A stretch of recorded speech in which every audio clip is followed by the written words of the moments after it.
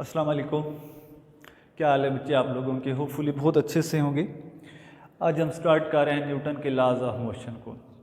बच्चे कहा जाता है 1667 की एक शाम थी और सर आइजैक न्यूटन एक दरख्त के नीचे बैठे थे और क्या होता है कि एक एप्पल गिरता है और उस एप्पल के ऊपर लगने वाली फोर्स को हम क्या बोलते हैं? फोर्स ऑफ ग्रेविटी बोलते हैं।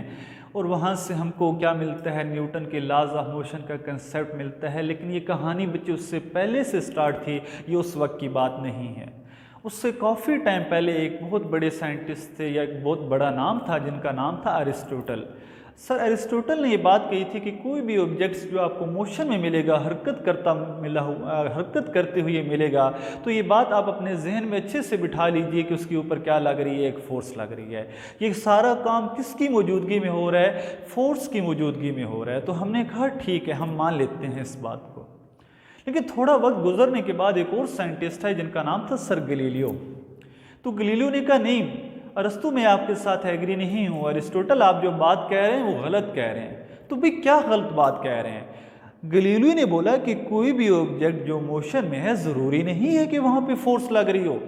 किसी फोर्स की गैर मौजूदगी में भी क्या होता है? एक ऑब्जेक्ट क्या कर सकता है? मूव कर सकता है। और ये बात ठीक थी। आप हैरान हो रहे होंगे कि सर ये कैसे पॉसिबल है?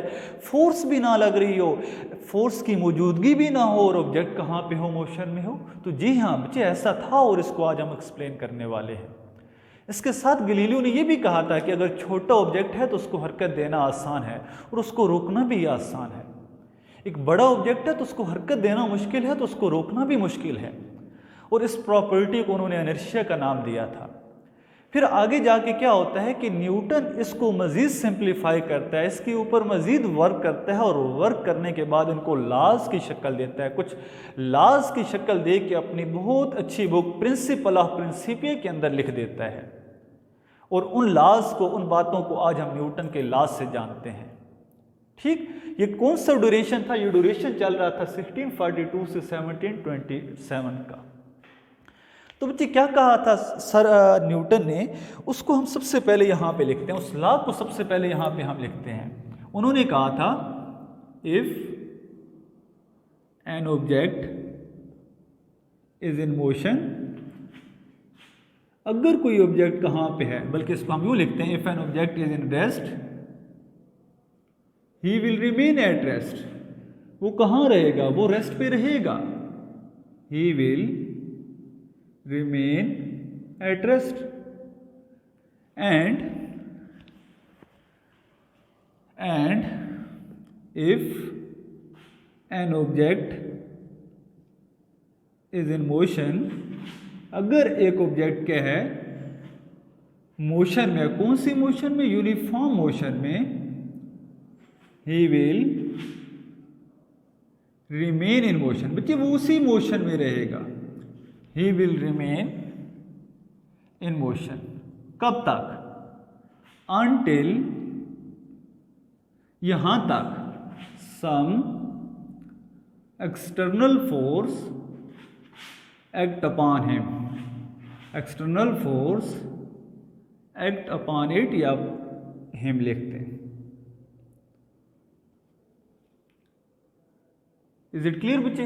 उसने कहा था कि अगर कोई ऑब्जेक्ट कहाँ पे है? रेस्ट में है, तो वो रेस्ट में रहेगा। अगर इसी तरह कोई ऑब्जेक्ट यूनिफॉर्म मोशन में है तो he will remain in motion, वो उस मोशन में रहेगा। कब तक? Until some external force act upon him.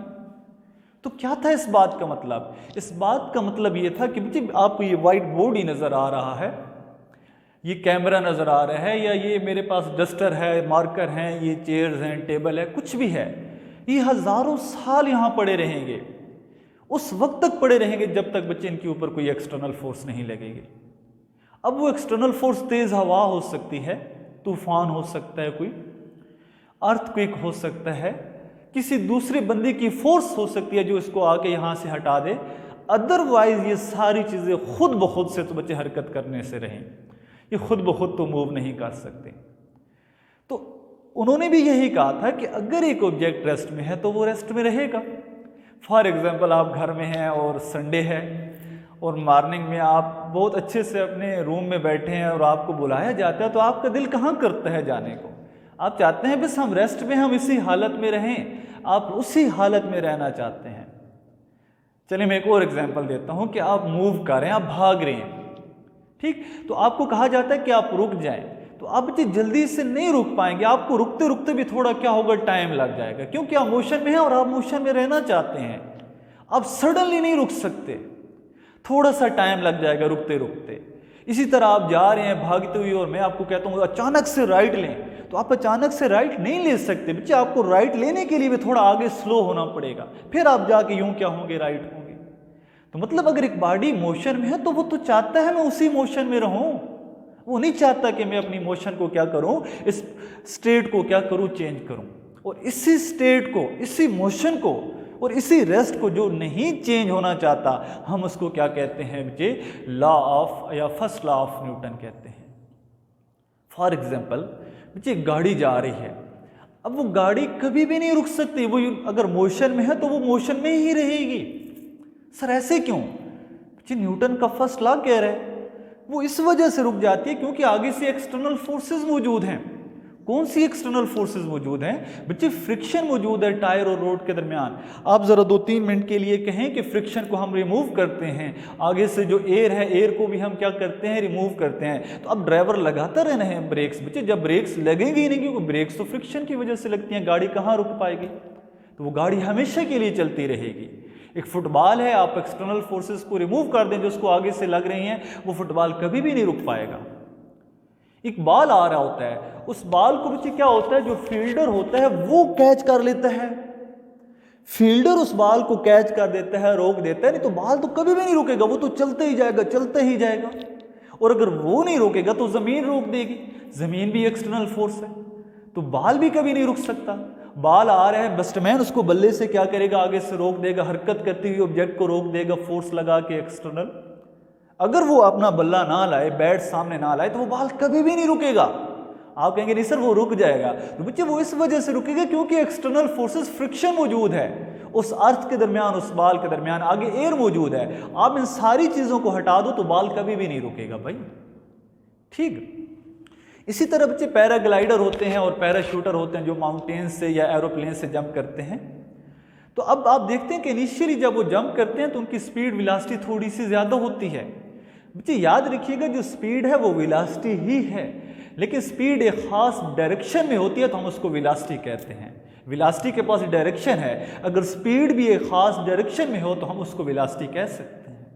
तो बहरहाल बच्चे जब इनिशियली हम देखते हैं तो उनकी स्पीड या वेलोसिटी क्या होती है, थोड़ी कम होती है या थोड़ी ज़्यादा होती है। बाद में क्या होता है कि वो एक खास स्पीड के साथ मूव करना शुरू कर देते हैं। अब बच्चे देखें जब उनकी स्पीड चेंज ही नहीं हो रही, उनकी वेलोसिटी चेंज ही नहीं हो रही, तो इसका मतलब है उनके ऊपर कोई फोर्स नहीं लग रही। अगर फोर्स लग रही होती बेटा तो वो कभी तेज हो रहे होते, कभी स्लो हो रहे होते, तो ऐसा तो नहीं है। तो वो एक यूनिफॉर्म मोशन से आ रहे हैं और हम कहते हैं कि वो इसी मोशन में रहेंगे कब तक, जब तक उनके ऊपर कोई एक्सटर्नल फोर्स ना लगे। और एक्सटर्नल फोर्स तो लगती है, कैसे सर? जमीन। आप जमीन को हटा दीजिए, वो कभी भी नहीं रुक पाएंगे, वो तो चलते रहेंगे, चलते रहेंगे, चलते रहेंगे उसी स्पीड के साथ। तो बच्चे अर्ज ये है, मैं आपसे कहना ये चाह रहा हूं कि अगर एक ऑब्जेक्ट रेस्ट में है तो वो चाहता है मैं रेस्ट में रहूं, और अगर एक ऑब्जेक्ट मोशन में है तो वो चाहता है मैं मोशन में रहूं। वो अपनी इस पोजीशन को, अपनी हालत को कभी भी चेंज नहीं करना चाहता। इस प्रॉपर्टी को हम क्या बोलते हैं? फर्स्ट लॉ ऑफ न्यूटन कहते हैं। Is it clear? अगर मैं इस दूसरे पॉइंट को यहां पे लिखूं तो उसको मैं यूं लिखूंगा, इफ नो नेट फोर्स, अगर बच्चे किसी बॉडी के ऊपर नेट फोर्स ना लग रही, if no net force act on a body, किसी भी बॉडी के ऊपर ना एक्ट कर रही हो कोई भी नेट फोर्स, फिर क्या होगा? Then no change in velocity. बच्चे उसकी वेलोसिटी चेंज नहीं होगी, मतलब उसकी स्पीड चेंज नहीं होगी। एंड फिर क्या होगा? एक्सेलरेशन जो होगा बच्चे वो क्या होगा? जीरो होगा। Acceleration is equal to zero. बिल्कुल ठीक है बच्चे, हम कहते हैं कि एक्सेलरेशन क्या होता है? जो वेलोसिटी में चेंज आता है। तो हम बोल रहे हैं वेलोसिटी तो चेंज ही नहीं होगी, मतलब वेलोसिटी चेंज कब नहीं होगी? जब कोई फोर्स, नेट फोर्स बॉडी के ऊपर नहीं लग रही होगी। मैं आपको एक मिसाल देता हूं। एक गाड़ी जा रही है मोटरवे के ऊपर 70 किलोमीटर पर हावर से। अब जो देखें, आप ये नहीं कह सकते गाड़ी के पास वेलोसिटी नहीं है, नहीं वेलोसिटी तो है, हमने नहीं कहा वेलोसिटी नहीं है, हम कह रहे हैं उसकी वेलोसिटी है। Is it clear? लेकिन वो वेलोसिटी चेंज नहीं हो रही, 70 से 71 भी नहीं हो रही और 70 से 69 भी नहीं हो रही। गाड़ी 300 किलोमीटर चल गई लेकिन वो 70 ही से मूव करती रही। तो अब उसके ऊपर कोई एक्सटर्नल फोर्स नहीं लगी, नेट फोर्स क्या है? जीरो है, नो नेट फोर्स, कोई एक्सटर्नल फोर्स नहीं लग रही। अगर एक्सटर्नल फोर्स लग रही होती तो वो 70 से 75 पे चली जाती। कोई एक्सटर्नल फोर्स लगती, ब्रेक लगती तो गाड़ी कहाँ आ जाती? 50 पे आ जाती, लेकिन ऐसा बिल्कुल नहीं हुआ। तो हम यही तो कह रहे हैं कि अगर एक्सटर्नल फोर्स या कोई नेट फोर्स जीरो हो किसी भी ऑब्जेक्ट के ऊपर और उस बॉडी के पास वेलोसिटी हो, वहां पे एक्सेलरेशन क्या होता है बच्चे? जीरो होता है। तो बॉडी कहाँ पे होता है? यूनिफॉर्म मोशन में होता है। हम कहते हैं इस बॉडी की वेलोसिटी क्या है? यूनिफॉर्म है। Is it clear? सो हम ये कहते हैं कि बच्चे नेट फोर्स क्या होगी? नहीं लग रही होगी तो बॉडी की वेलोसिटी चेंज नहीं होगी और एक्सेलरेशन क्या होगा? जीरो होगा। ये पॉइंट पे अपने माइंड में रखिएगा। तीसरा पॉइंट बच्चे एक और भी अपने माइंड के अंदर रखिए, फर्स्ट लॉ ऑफ न्यूटन। बच्चे जो पहला लॉ है न्यूटन का, first law of Newton is also called law of inertia.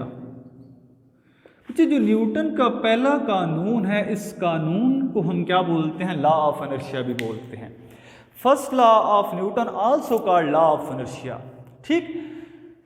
अब बच्चे यहां तक तो ये कहानी सारी हमें समझ आ गई, हमने बहुत सारे एग्जाम्पल्स किए, लेकिन अभी बहुत सारे इंटरेस्टिंग एग्जाम्पल्स आगे पड़े हैं जो हमने आगे देखने हैं। इसको 1 मिनट के लिए नोट कर लीजिए, फिर आगे चलते हैं।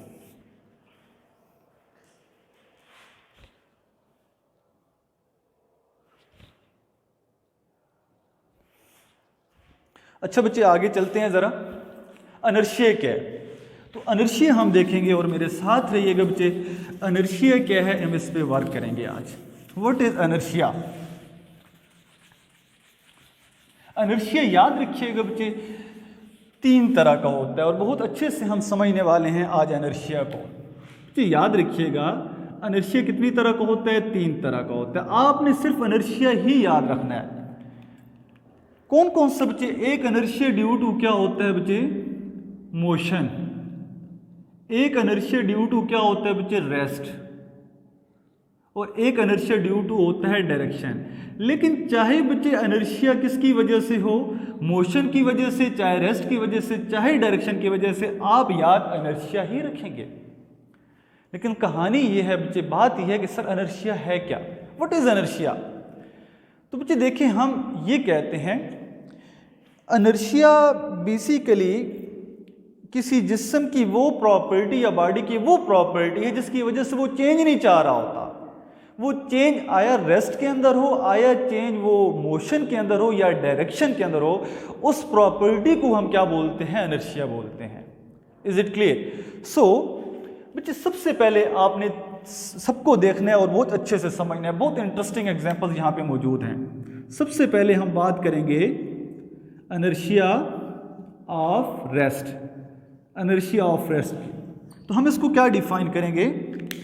हम बच्चे बोलेंगे it is the inability, it is the inability of a body. ये किसी भी बॉडी के पास वो एबिलिटी, उस एबिलिटी का ना होना। कौन सा? It is the inability of a body to change, कि वो चेंज करे क्या? To its state of rest. बच्चे क्या बोला हमने कि कोई भी बॉडी है और उसके पास अपनी रेस्ट की जो पोजीशन है उसको चेंज करने की एबिलिटी ना होना, उसको हम क्या बोलते हैं? इनर्शिया ऑफ रेस्ट बोलते हैं। अब वो बॉडी चाहता है कि मैं क्या करूं? अपनी पोजीशन को चेंज करूं, तो उसको अपनी रेस्ट वाली पोजीशन को चेंज करने के लिए क्या चाहिए? एक्सटर्नल फोर्स चाहिए। एक्सटर्नल फोर्स लगेगी तो वो क्या करेगा? अपनी रेस्ट की पोजीशन को चेंज करेगा। अदरवाइज वो अपनी रेस्ट वाली स्टेट को कभी भी चेंज नहीं कर सकता। इस रेस्ट वाली स्टेट में रहना, इसको न चेंज कर सकना क्या कहलाता है बच्चे? इनर्शिया ऑफ रेस्ट कहलाता है। ठीक, आप इसको इनर्शिया ही बोलेंगे। अब सर फॉर एग्जांपल बच्चे देखिए, आप एक गाड़ी में जा रहे हैं, एक ट्रेन में जा रहे हैं, या मान लीजिए एक ट्रेन चलने लगी है या एक गाड़ी चलने लगी है और हम उसके अंदर खड़े हैं यूं। अब जो ही ट्रेन स्टार्ट लेगी, गाड़ी स्टार्ट लेगी, क्या होगा, हमारा जो lower part of the body है वो गाड़ी के साथ कहाँ जाएगा, आगे, क्योंकि गाड़ी आगे जा रही है। हमारा upper part of the body है, जो वेस्ट से ऊपर वाला हिस्सा है, वो अपनी जगह रहना चाहता है, वो नहीं चाहता कि मुझे भी आगे लेके जाओ, वो रेस्ट में रहना चाहता है। इस वजह से क्या होगा, जब गाड़ी अचानक से चलेगी तो हम यूं बच्चे पीछे गिर जाएंगे। बॉडी का जो लोअर पार्ट है वो आगे, बॉडी का जो अपर पार्ट है वो अपनी जगह पे रहना चाह रहा है, जिसकी वजह से हम बैकवर्ड डायरेक्शन में क्या होंगे, गिर जाएंगे। Is it clear? तो ये क्यों हुआ, ये इनर्शिया ऑफ रेस्ट की वजह से हुआ। हमारी बॉडी रेस्ट में रहना चाह रही है बेटा, पॉइंट नोट करिए। इसी तरह हॉर्स राइडिंग आपने कभी की हो, अगर आप हॉर्स के ऊपर बैठते हैं तो बच्चे जब हॉर्स घोड़ा अचानक से चलता है तो आपकी टांगे आगे से ऊपर हो जाती हैं, हम यूं पीछे चले जाते हैं। ऐसा क्यों होता है? ऐसा इस वजह से होता है क्योंकि हमारा जो lower part of the body है वो तो हॉर्स के साथ चलना चाहता है, और upper part of the body कहाँ रहना चाहता है, रेस्ट में रहना चाहता है। तो अपने आप को रेस्ट में रखने के लिए वो हम कहाँ हो जाते हैं, नीचे वाला वेस्ट से नीचे वाला बॉडी आगे और ऊपर वाला पीछे, और गिरने के चांसेस होते हैं, तो हमें उसको अच्छे से पकड़ना पड़ता है। ऐसे ही होता है। अच्छा, मैं आपको एक और एग्जांपल देता हूँ। मेरे पास यहाँ पे बच्चे कुछ अपरेटस मौजूद नहीं है, लेकिन आप घर में इसको करेंगे। आपने गिलास लेना है, ये वैसे यहाँ पे कुछ चीज़ें पड़ी थी, आपने एक सिक्का इसके ऊपर रखना है, इज इट क्लियर, एक क्वीन इसके ऊपर रखना है, और फौरन से इसको यूं पुल या पुश करना है। क्या होगा, वो सिक्का जो होगा इस गिलास के अंदर गिर जाएगा। हालांकि उसको क्या होना चाहिए कि इस पेपर के साथ आगे मूव कर जाना चाहिए, लेकिन ऐसा नहीं होगा। क्यों? कि बच्चे वो जो सिक्का है, वो जो क्वीन है, वो रेस्ट में रहना चाहता है। Is it clear? सिमिलरली मैं आपको कोई और एग्जांपल देता हूं। आप घर में सफाई करते हैं, कारपेट है, तो कारपेट को आप क्या कर रहे हैं, मार रहे हैं, हिट कर रहे हैं कि यार वो साफ हो जाए, तो जो डस्ट पार्टिकल हैं वो सेपरेट हो जाएंगे और वो नीचे की तरफ गिरना शुरू हो जाएंगे। क्यों? वो क्यों नहीं मूव कर रहे उस कारपेट के साथ? उनके साथ क्या मसला है?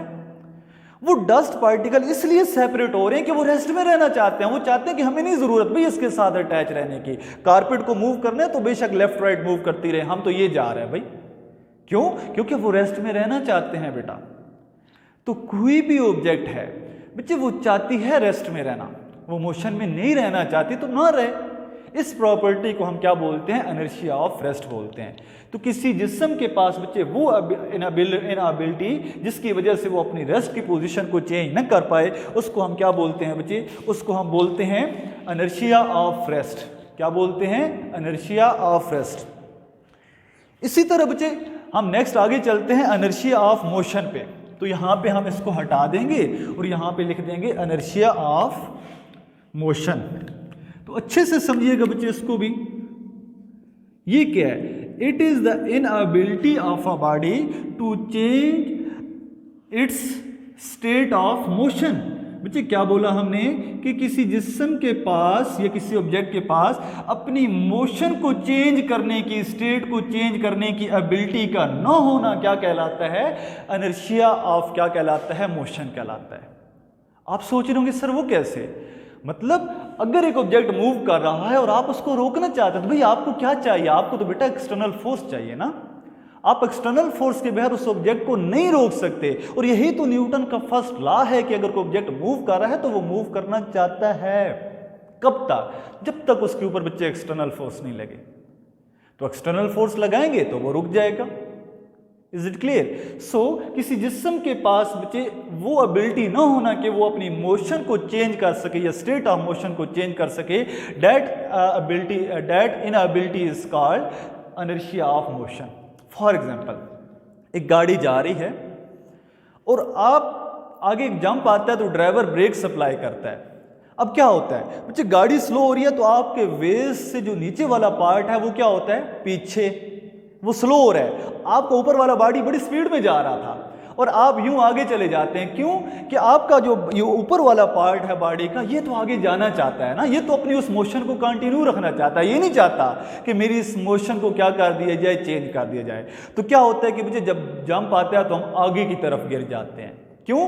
कि बच्चे गाड़ी स्लो होती है, हमारे नीचे वाला जो पार्ट है वो क्या होता है बच्चे? पीछे की तरफ होता है, और हमारा जो वेस्ट से ऊपर वाला पार्ट है बॉडी वो कहाँ आगे जाता है, और इस वजह से वहां पे भी गिरने के चांसेस होते हैं। Is it clear? So body की इस प्रॉपर्टी को बच्चे हम क्या कहते हैं? इनर्शिया ऑफ मोशन बोलते हैं। सर कोई और एग्जांपल दीजिए। कभी बच्चे आप गाड़ी में जा रहे हो और आपको कंडक्टर बोले कि भाई उतरो, तो आपको अक्सर ये कहता है कि सामने की तरफ, जिस तरफ गाड़ी जा रही है उस तरफ मुंह करके उतरिए। क्यों, ऐसा क्यों होता है? और थोड़ा चलते हुए उतरिए। क्यों बच्चे? जब हम उतरते हैं गाड़ी से सीधा बाहर निकले तो हम तो मोशन में हैं, ज़मीन हमारे लिहाज से कहाँ पे है? रेस्ट में। तो हम क्या होते हैं, हमारे गिरने, हम जो ही उतरते हैं और सीधा मुंह करके तो हम गिर जाते हैं फॉरवर्ड डायरेक्शन में। ऐसा क्यों होता है? क्योंकि हम अचानक, हमारा बॉडी तो चाहता है मोशन में रहे और हम अचानक से उसको रेस्ट में लाने की कोशिश कर रहे होते हैं और हम आगे की तरफ गिर जाते हैं। हाँ, हम अगर आगे की तरफ मुंह करके थोड़ा तेज उतरें तो हम थोड़ा सा क्या हो जाते हैं, गिरने से बच जाते हैं। तो ऐसा क्यों हो रहा है? क्योंकि हमारा बॉडी अपने आप को मोशन में रखने की कोशिश कर रहा है, वो रेस्ट में आना ही नहीं चाह रहा। तो हम उसको अचानक से रेस्ट में लाएंगे तो बच्चे प्रॉब्लम तो होगा। ये चले एक और एग्जांपल लीजिए। एक बॉल आ रहा है और फील्डर उसको कैच करना है। तो अगर उसको यहाँ पे कैच करेगा तो उसको अपने हाथों को यूं नहीं करेगा, तो यहाँ पे करेगा तो उसको पेन होगा बच्चे, उसको हिट करेगा, बॉल डैमेज होगा उसका।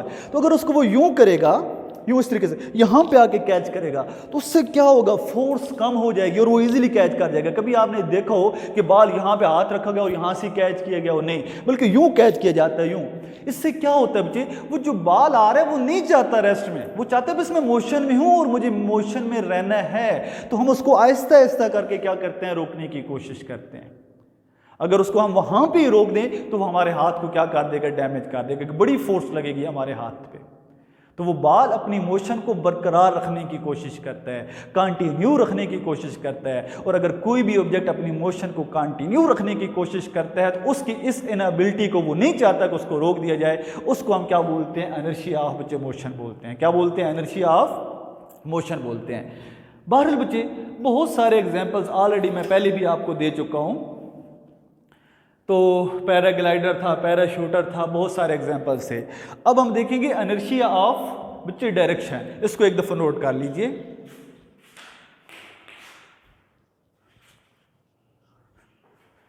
इसी तरह बच्चे हमारे पास है इनर्शिया ऑफ डायरेक्शन। और इसको बच्चे अच्छे से हम देखते हैं। बच्चे क्या है, it is the property of it is the inability of a body to change its state of या टू चेंज इट्स डायरेक्शन। आप ये लिखिए, it is the inability of a body to change its direction. कि किसी भी body के पास ये ability ना होना कि वो अपनी डायरेक्शन को चेंज करे, उसकी इस बच्चे प्रॉपर्टी के ना होने को क्या बोलते हैं, इनर्शिया ऑफ डायरेक्शन बोलते हैं। आप सोच रहे होंगे सर फॉर एग्जांपल कोई एग्जांपल दे दीजिए। तो बच्चे एग्जांपल देखिए कि आपने ना एक धागा ले लिया और उसके साथ एक पत्थर को बांध दिया। अब क्या होगा बच्चे, जब आपने उसको उस पत्थर के साथ बांधा, ये सर्कल है ओ और ये रेडियस है और यहाँ पे आपने अटैच किया हुआ है, तो वो बच्चे मैस क्या करेगा, उसकी वेलोसिटी v है, m मैस है, तो वो अलोंग द टेंजेंट क्या करेगा, मूव करेगा। यहाँ पे उसकी बच्चे डायरेक्शन ये होगी, यहाँ पे उसकी डायरेक्शन ये होगी, यहाँ पे उसकी डायरेक्शन ये होगी, यहाँ पे उसकी डायरेक्शन ये होगी, यहाँ पे उसकी डायरेक्शन ये होगी। Is it clear? अब बच्चे क्या है, अगर किसी भी पॉइंट पे मान लीजिए इस पॉइंट पे धागा टूट जाता है तो क्या करेगा, वो पत्थर तो बच्चे उस जगह पे अलोंग द टेंजेंट नहीं रहेगा, वो तो निकल जाएगा, वहां उस सर्कल में नहीं रहेगा। अब उसको कौन फोर्स कर रहा है, उस धागे ने उस पत्थर को क्या किया हुआ है, उस ऑब्जेक्ट को बाउंड किया हुआ है कि तुम क्या कर, तू इस सर्कल में घूम भाई। अगर उसके ऊपर कोई एक्सटर्नल फोर्स लगी तो वो सर्कल में नहीं रहेगा, वो तो सर्कल को छोड़ देगा, धागा टूट जाएगा। तो अब देखो वो अपनी डायरेक्शन जो है वो उसकी एक ही है, वो अपनी पोजीशन को चेंज नहीं कर रहा, उसकी डायरेक्शन में चेंज नहीं आ रहा। तो अगर बच्चे किसी उस ऑब्जेक्ट के पास वो एबिलिटी ना होना, कौन सी एबिलिटी ना होना कि वो अपनी डायरेक्शन चेंज ना कर पाए, ठीक, उस एबिलिटी को हम क्या बोलते हैं, ना होने को क्या बोलते हैं बच्चे, इनर्शिया ऑफ डायरेक्शन बोलते हैं। अच्छा फॉर एग्जांपल एक और एग्जांपल, अभी सुनिए, ये बात अभी समझ आ जाएगी कि आप एक गाड़ी में जा रहे हैं और अचानक से एक मोड़ आता है, तो ड्राइवर लेफ्ट मोड़ता है तो आप क्या करते हैं, राइट चले जाते हैं। तो गाड़ी यूं ही एक सर्कुलर पाथ में आई तो आपके ऊपर राइट की तरफ एक फोर्स लगी, आप राइट जाना चाहते थे, आप तो नहीं जाना चाहते थे, आप क्यों गए फिर राइट, क्योंकि आपके ऊपर एक एक्सटर्नल फोर्स लगी है। Is it clear? अगर वो एक्सटर्नल फोर्स न लगती तो आप कभी भी राइट ना जाते। अगर वो इसी तरह गाड़ी राइट मोड़ता तो आपके ऊपर एक एक्सटर्नल फोर्स कहाँ लगती, लेफ्ट लगती, तो आपको लेफ्ट कौन लेके गया, वो एक्सटर्नल फोर्स लेके गई ना। उस एक्सटर्नल फोर्स की मौजूदगी में आपकी डायरेक्शन कभी भी चेंज ना होती, आप उसी जगह ही रहते, उसी सर्कल में ही रहते, अपनी पोजीशन पे रहते। वो पत्थर भी उसी रास्ते पे रहता, उसी सर्कल में रहता। अगर वो धागा ना टूटता, धागा उस वक्त टूटा जब कोई एक्सटर्नल फोर्स लगे बेटा। तो किसी जिस्म के पास, ऑब्जेक्ट के पास वो प्रॉपर्टी ना होना, वो एबिलिटी ना होना, कौन सी, कि वो अपनी डायरेक्शन को न चेंज कर पाए, उस एबिलिटी का न होना क्या कहलाता है बच्चे, inertia of motion inertia of direction कहलाता है। तो चाहे बच्चे वो चेंज मोशन के अंदर हो, चाहे वो रेस्ट के अंदर हो, डायरेक्शन के अंदर हो, किसी भी एक्सटर्नल फोर्स की वजह से, इन तीनों को हम क्या बोलते हैं, इनर्शिया ही बोलते हैं। कि तीनों के पास वो प्रॉपर्टी या वो फोर्स नहीं है एक्सटर्नल कि वो अपनी पोजीशन या रेस्ट या मोशन या डायरेक्शन को क्या कर सकें, चेंज कर सकें। That is called inertia of motion, inertia of rest and inertia of direction. That's it बेटा। ये था बच्चे न्यूटन का पहला लॉ जो आज हुआ मुकम्मल। अभी इस टॉपिक से अगर शायद हम बाहर निकलें तो हमें एक बहुत बड़ा बच्चे, आप यूँ कहें कि इतना नॉलेज मिल जाए कि हम उस पर ही लगे रहें। तो बस बच्चे आपसे रिलेटेड ये चीज़ें थी, इसमें भी जस्ट इनर्शिया तक आप याद रखें और बाकी चीज़ों का कंसेप्ट क्लियर करिए। In case of some problem बच्चे नीचे कमेंट सेक्शन में आप ज़रूर कमेंट कीजिए, हम आपको ज़रूर बताएंगे। Thank you very much. अल्लाह हाफिज़।